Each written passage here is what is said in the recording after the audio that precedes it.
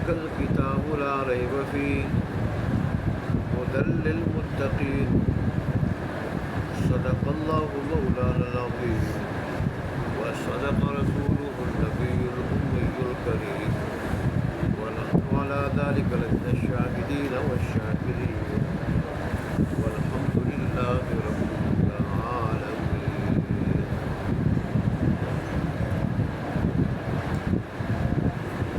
کل کے درس میں صورتوں کی تعریف اور ان کی قسمیں اور اسی طرح آیت کی تعریف اور ان کی قسمیں یہ بتائی گئی تھی. ساتھ یہ بات بھی کہ مدنی صورتیں کون سی ہیں اور مکی صورتیں کون سی ہیں. پھر آپ کو یہ بتایا گیا تھا کہ بعض صورتیں ایسی بھی ہیں جو لاتی تو مدنی ہیں لیکن ان کے بعد اس سے مکی دور میں نازل ہوئے. جیسے یہی سورہ بقرہ یہ مدنی ہے لیکن اس کی آخری آیات آمن الرسول سے لے کے آخر تک یہ مکی دور میں نازل ہوئی. دلیل اس کی کیا ہے؟ صحیح حدیث میں معراج کے بارے میں آیا ہے صحیح حدیث میں کہ رسول اللہ صلی اللہ علیہ وسلم کو معراج کے موقع پر 3 تحفے ملے. پہلا تحفہ 5 نمازوں کا، دوسرا تحفہ سورہ بقرہ کی آخری آیات کا، اور تیسرا تحفہ جو لوگ اللہ کے ساتھ شریک نہیں ٹھہراتے اللہ تبارک و تعالیٰ کی طرف سے انہیں خوشخبری کا، نجات کی خوشخبری کا، مغفرت کی خوشخبری کا. کہ یہ 3 تحفے ملے ہیں معراج کے موقع پر. اور ظاہر معراج کا واقعہ ہوا تھا مکی دور میں نہ کہ مدنی دور میں.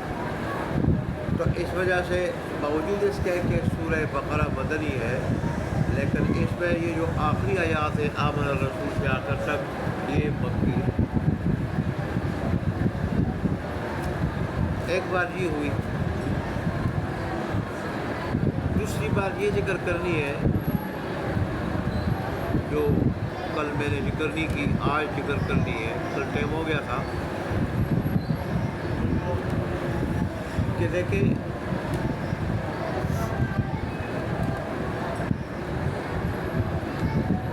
چاہیے تو یہ تھا کہ جو آیت جو صورتیں پہلے نازل ہوئی ان کو پہلے رکھا جاتا اور جو بعد میں نازل ہوئی ان کو بعد میں رکھا جاتا. پہلے نازل ہوئی پہلے رکھا جاتا، بعد میں نازل ہوئی ان کو بعد میں رکھا جاتا. اور پہلی جو صورتیں نازل ہوئی پہلے نازل ہوئی جو صورتیں وہ مکی صورتیں کیونکہ مکی دور پہلے تو وہاں کی صورتیں بھی پہلے نازل ہوئی اور مدنی دور بعد کا ہے تو اس کی صورتیں بھی بعد میں نازل ہوئی. تو اللہ تبارک و تعالیٰ نے مدنی صورتوں کو پہلے رکھا اور مکی صورتوں کو بعد میں رکھا. اس کی حکمت کیا ہے؟ اس کی حکمت مفسرین نے یہ بیان فرمائی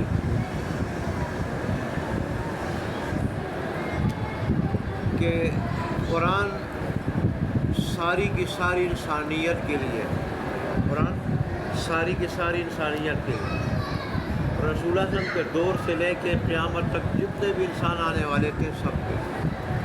اور انسانی مزاج مختلف ہوتے ہیں تو اللہ تبارک و تعالیٰ نے انسانی مزاج کو دیکھ کے مدنی صورتوں کو پہلے رکھا کہ وہ بڑی جامع مانع صورتیں ہیں اور ان صورتوں میں ہر طرح کے احکام ہیں. جامع مانع صورتیں کیا مطلب ہے کہ ان میں ہر طرح کے احکام ہیں.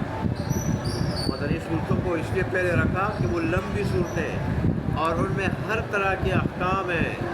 تو اللہ تبارک و تعالیٰ چاہ رہے تھے کہ مختلف مزاج رکھنے والے انسان ہر طرح کے احکام سے مانوس ہو جائیں. اس لیے اللہ تبارک و تعالیٰ نے مدنی صورتیں جو لمبی ہیں اور ان میں ہر طرح کے احکام ہیں ان کو پہلے رکھا تاکہ انسان ہر طرح کے احکام سے کیا ہو جائیں مانوس ہو جائیں. بخلاف مکی صورتوں کے ان میں تو زیادہ تر عقائد کا ذکر ہے ان میں تو زیادہ تر عقائد کا ذکر۔ تو ظاہر ہے انسان کو عقیدے کے ساتھ اور بھی بہت ساری چیزوں کے احکام معلوم ہو جائیں، اس میں زیادہ فائدہ ہے اس کا، اس کے مقابلے میں، اس کے بجائے کہ صرف عقائد کے بارے میں اسے معلوم ہو جائے۔ تو اس لیے اللہ تبارک و تعالیٰ نے ان صورتوں کو پہلے رکھا۔ اس میں جہاں اور چیزوں کا ذکر ہے، بنیادی عقائد کا بھی ذکر ہے، اس میں بنیادی عقائد کا بھی ذکر ہے، اور بنیادی عقائد کے ساتھ اور بھی بہت ساری چیزوں کا اس میں ذکر ہے۔ معاشرتی مسائل، نکاح سے متعلق، طلاق سے متعلق اس میں ہیں، اور فوجداری مقدمات وہ بھی اس میں ہیں، اور نظامی حکومت وہ اس میں ہے۔ رسول اللہ صلی اللہ علیہ وآلہ وسلم کے جہاں ختم نبوت کا ذکر ہے وہ اس میں ہے، اور پھر یہ کہ وحی کی تمہیں کیا ضرورت ہے، وحی انسان کی ضرورت ہے، وحی کے بغیر انسان نہیں رہ سکتا، انسان وحی کا محتاج ہے، اپنے تمام تر مسائل یہ وحی کے بغیر حل نہیں کر سکتا، زندگی کے ہر موڑ پہ یہ کیا ہے، یہ وحی کا کیا ہے، محتاج ہے۔ تو ایسی بہت ساری چیزیں اس میں۔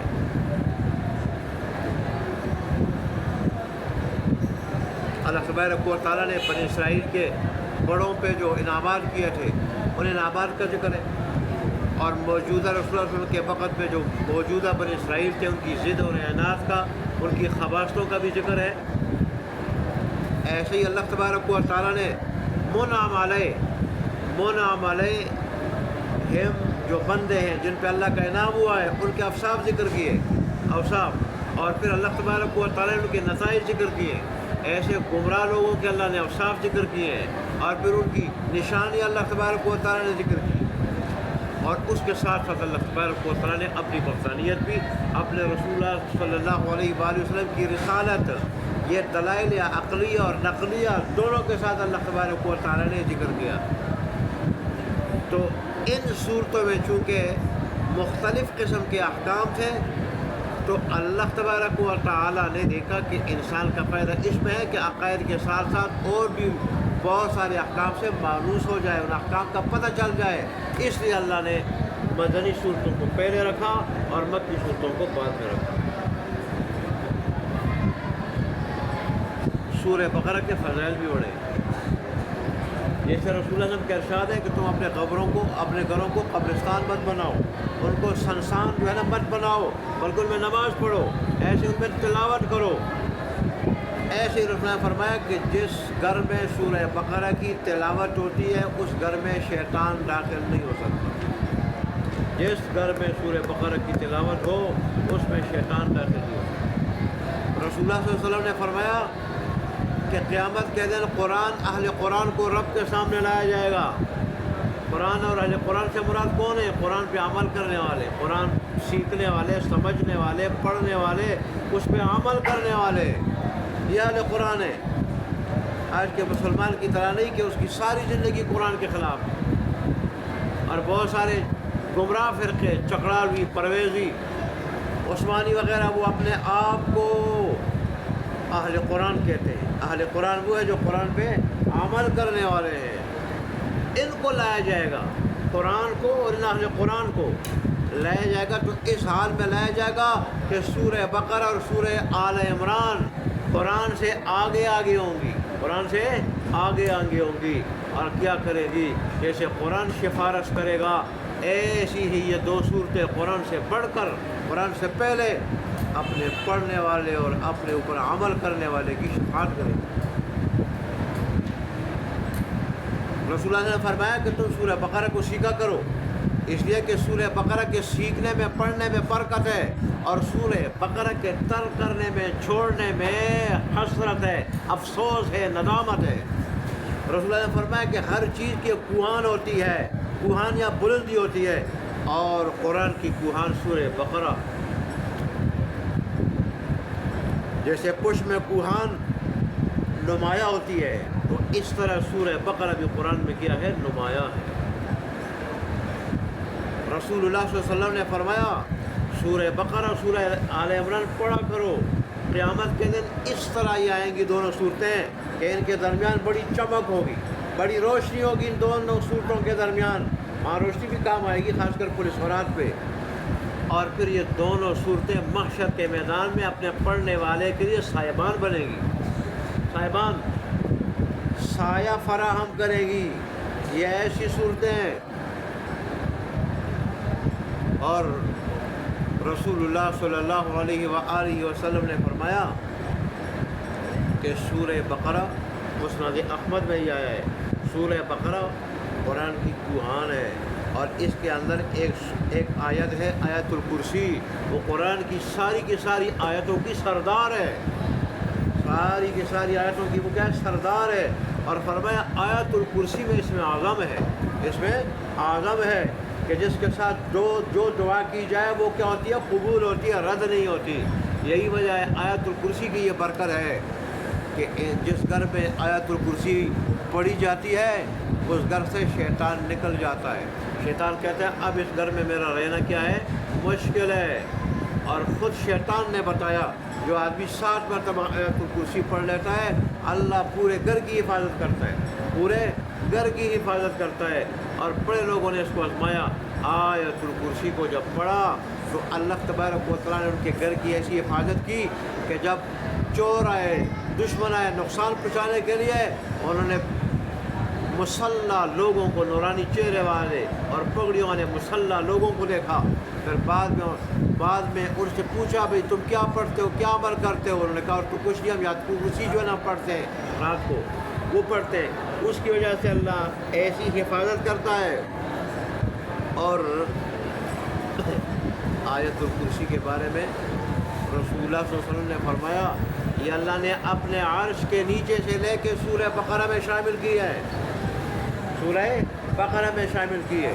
اور رسول اللہ نے فرمایا کہ سورہ بقرہ قرآن کی کوہان ہے. اور یاد رکھنا اس کی ایک ایک آیت کے ساتھ 80 فرشتے آئیں گے. ایک ایک آیت جب اترتی رہی تو ایک ایک آیت کے ساتھ، یا جتنی آیات اترتی رہی مگر ایک ایک آیت کے ساتھ 80 فرشتے اترتے رہے. اور ظاہر کی سینکڑوں آیات ہیں، سینکڑوں. تو اس طرح جو ہے نا وہ ہزاروں فرشتے بن جاتے ہیں. اب فرشتوں کا اترنا اس سورت کی عظمت کو بیان کرتا ہے، اس سورت کی عظمت کو بیان کرتا ہے. بہت بڑی صورت ہے. اور جس گھر میں جادو کا شبہ ہو، جادو کا، اس گھر میں سورہ بقرہ کی تلاوت کی جائے تو وہاں سے جادو کا خاتمہ ہو جاتا ہے، اثرات کا خاتمہ ہو جاتا ہے. وہاں مصیبتوں کے لیے صورت پڑھی جائے، مصیبتوں کا اللہ خاتمہ کر دیتا ہے. یہ ایسی صورت ہے.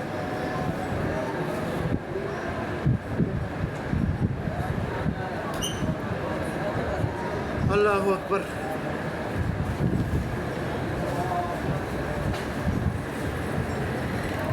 اچھا اب باقی رہی چیز سورہ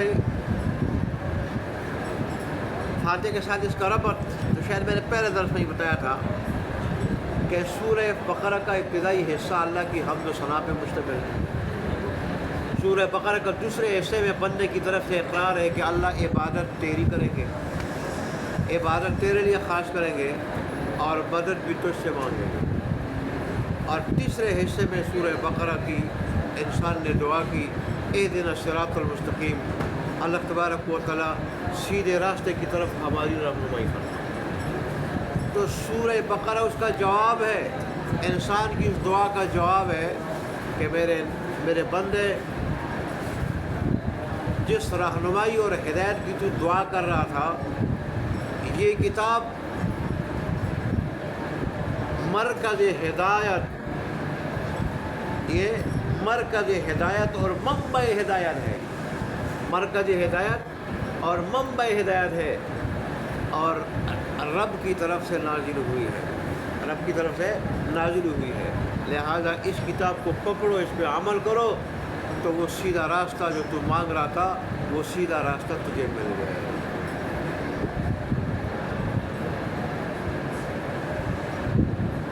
بہرحال یہ آج کے درس میں کچھ سورہ بقرہ کے فضائل آ گئے اور کچھ ترتیب سے متعلق بات آ گئی. باقی انشاءاللہ